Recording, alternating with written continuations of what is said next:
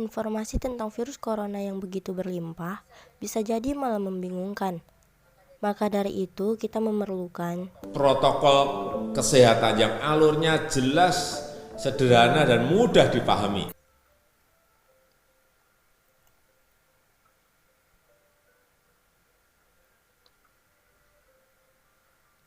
siapa yang berpotensi terpapar virus corona. Orang yang memiliki riwayat perjalanan 14 hari yang lalu ke negara dengan transmisi lokal COVID-19 atau merasa pernah kontak dengan pasien terkonfirmasi positif COVID-19. Apa yang perlu dilakukan jika memenuhi dua kondisi tersebut? Bila Anda merasa sehat, maka dianjurkan untuk melakukan karantina diri di rumah selama 14 hari sambil memonitor kondisi tubuh.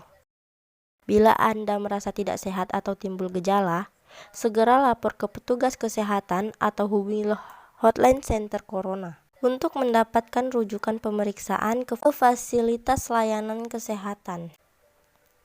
Gejala apa yang perlu diperhatikan? Demam melebihi 38 derajat Celcius, batuk atau pilek, sakit tenggorokan, sesak atau gangguan pernapasan. Apakah perlu langsung datang ke layanan kesehatan? Apabila gejalanya ringan, utamakan menghubungi hotline center corona atau rumah sakit rujukan terdekat untuk mendapatkan informasi mengenai langkah selanjutnya. Sambil mencari informasi, ini yang perlu dilakukan. Tetap hindari keluar dari rumah, istirahat yang cukup, banyak minum air putih dan makan makanan bergizi. Mempraktekkan kebiasaan bersih seperti cuci tangan dan membersihkan area-area yang tersentuh permukaan tangan. Gunakan masker agar percikan dari batuk atau bersin tidak mengenai orang lain bahkan di dalam rumah sekalipun. Kapan harus mencari bantuan medis tambahan?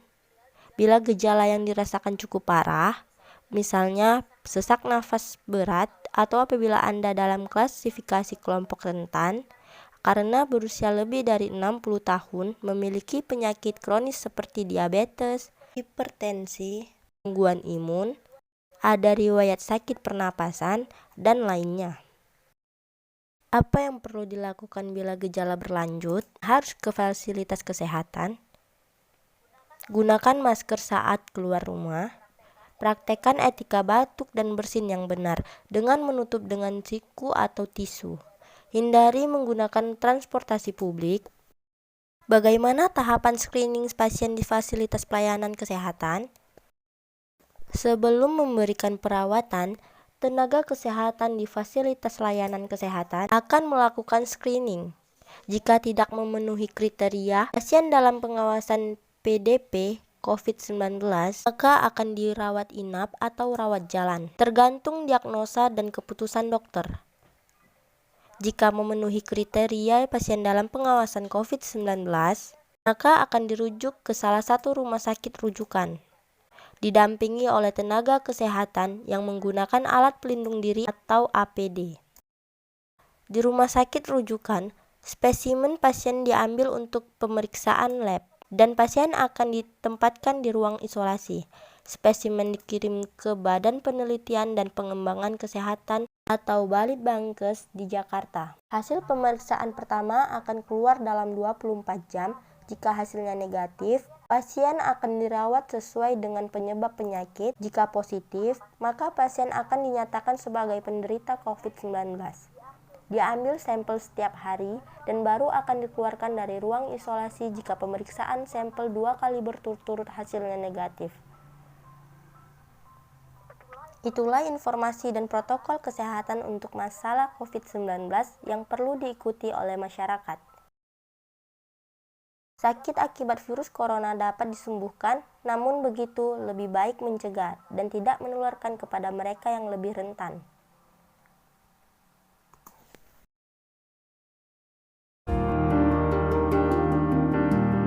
Pemerintah di dunia dan negara-negara di dunia kini tengah berusaha mengembangkan dan menghadirkan vaksin COVID-19 untuk melindungi warganya.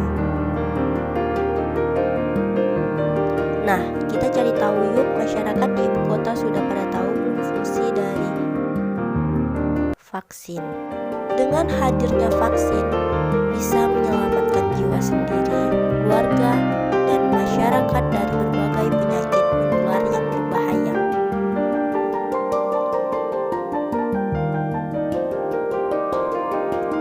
WHO menyebut 2-3 juta jiwa terselamatkan setiap tahunnya berkat vaksin. Vaksin memberikan perlindungan bagi mereka yang tidak bisa diimunisasi. Semua vaksin yang tersedia sudah melalui uji keamanan sebelum disetujui untuk diproduksi